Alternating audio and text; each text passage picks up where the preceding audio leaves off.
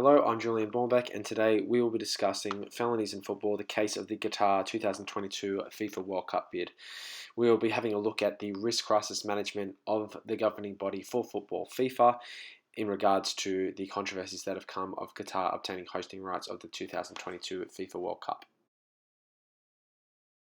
To give a brief history overview of FIFA, FIFA is the governing body for football, or soccer as it's sometimes known in Australia, worldwide, and that incorporates all relevant regional football associations under the various confederations, being Asian Football Confederation, CONCACAF, which is Central America, UEFA being Europe, and the various others.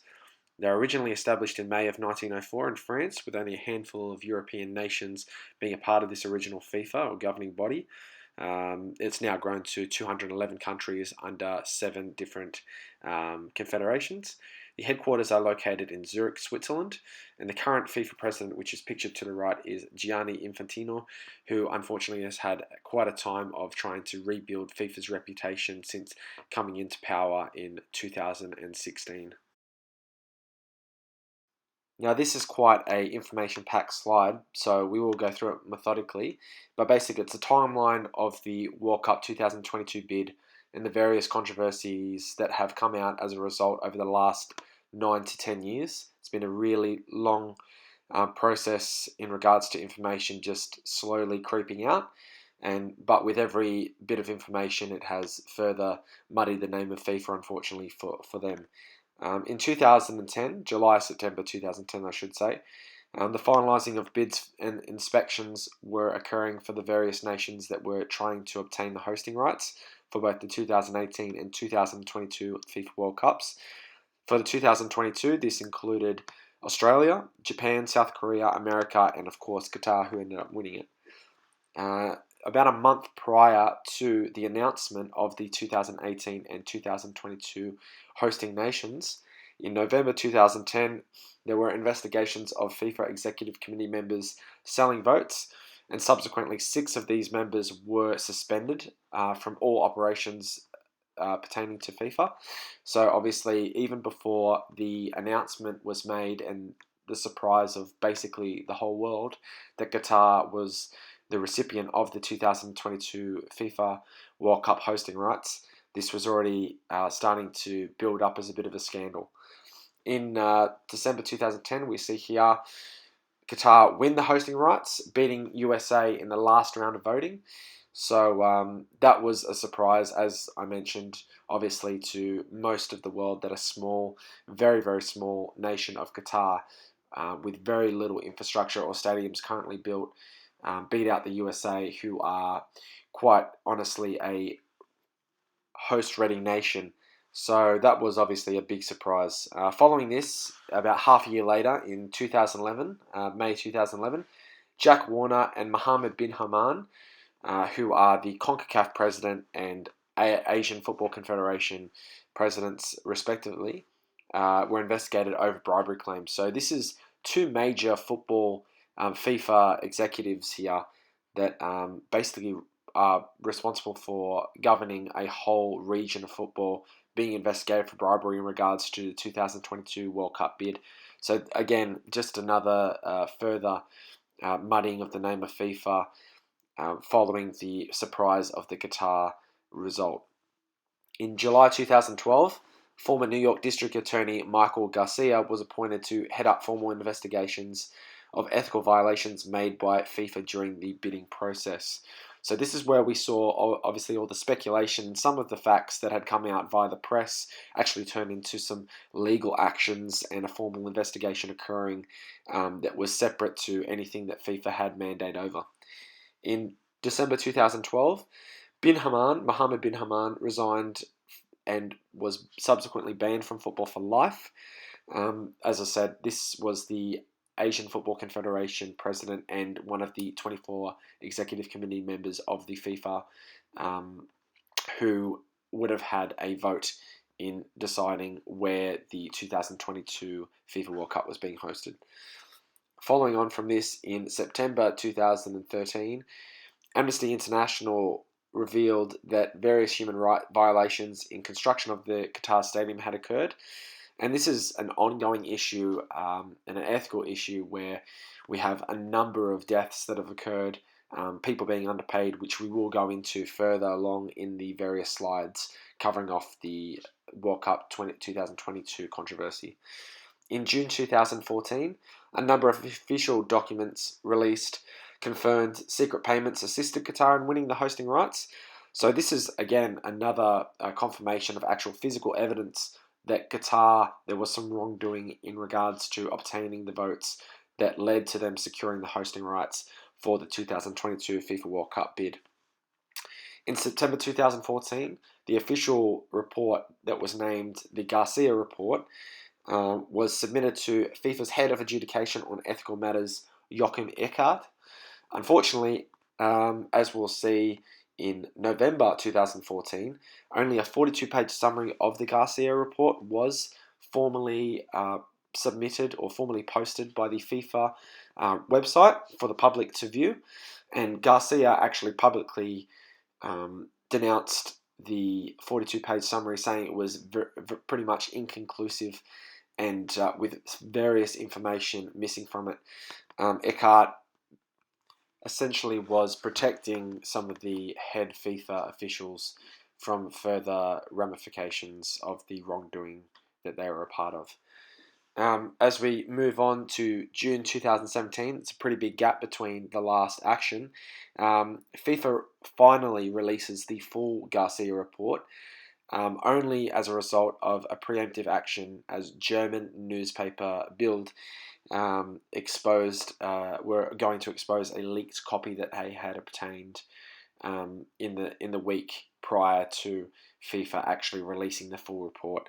So if you go on the FIFA website now, that is still available, and you can see that there are some pretty hefty allegations and some facts found around the wrongdoings of various FIFA officials that basically essentially led to Qatar winning the hosting rights. In May 2019, only this year, further leaked documentation suggests FIFA were offered close to $880 million by Qatari-run broadcaster Al Jazeera to secure and retain hosting rights. So there was some speculation following the years of the announcement that Qatar were going to be stripped of the hosting rights due to the various wrongdoings during the obtainment of the hosting rights. But unfortunately, this has not occurred, and it does seem as though Qatar 2022 will indeed happen.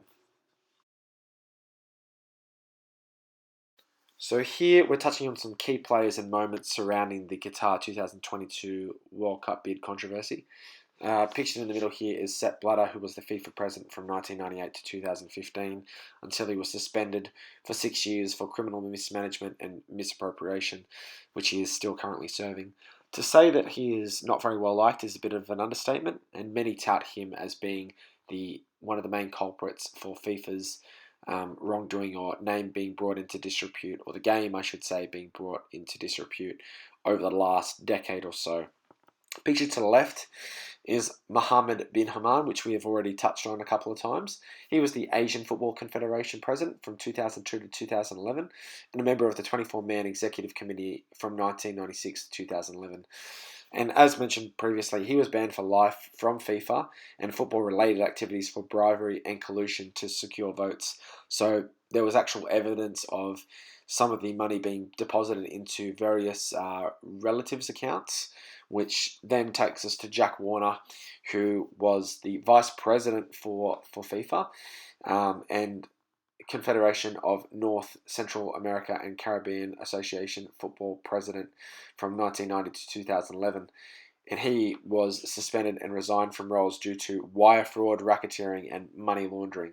So a couple of other charges there, but again, he was also found guilty of taking bribes, which were deposited into his daughter's account through Qatari banks. So a direct link there with the Qatari bid.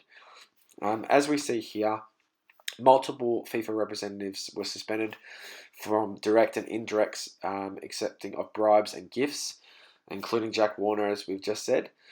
One of the other things is that we had a lot of third-party representatives of Qatar that were connected quite tightly to the Qatari government, such as BN Sports, who pledged a conditional $100 million US to FIFA if Qatar won the hosting rights. So it's not only just the Qatar government or the Qatari bid officials, it was also some pretty high stake third-party companies, BN Sports being one of the major sports providers, sports broadcast providers in the world now.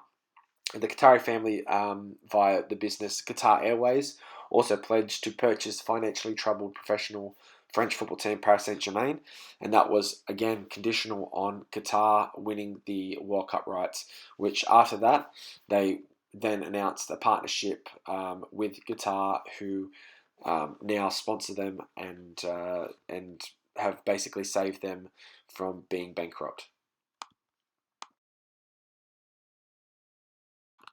So with all this being said, what could FIFA do in regards to their crisis management and reputation rebuild?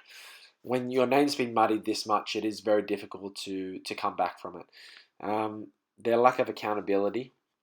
Sepp Blatter in the 65th FIFA Congress essentially pointed to people being racist because Qatar was being questioned over the validity of their World Cup bid, which was just a basic deny strategy by FIFA via Sepp Blatter. Then there was the silence during FIFA representative arrests. FIFA didn't come out, condemn, or even provide any sort of communication to the public in regards to this.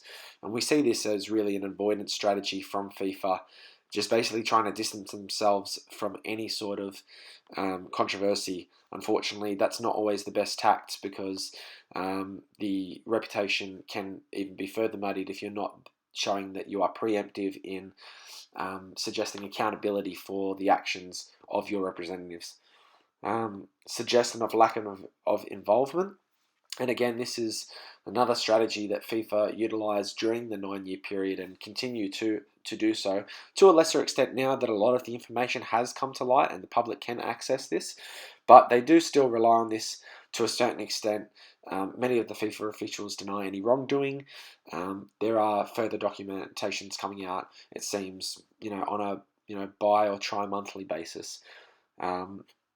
And then they also have been reassuring of a basic administrative reforms.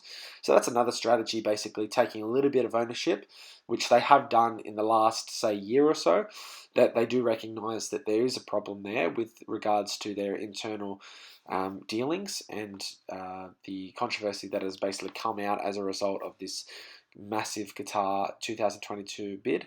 And they are working on that. They have become a little bit better with their media releases and championing this reform and new personnel to restore what they say the integrity and reputation of FIFA. And that's quite a task to do, because FIFA, in terms of even football fans, is really regarded as a very corrupt organisation.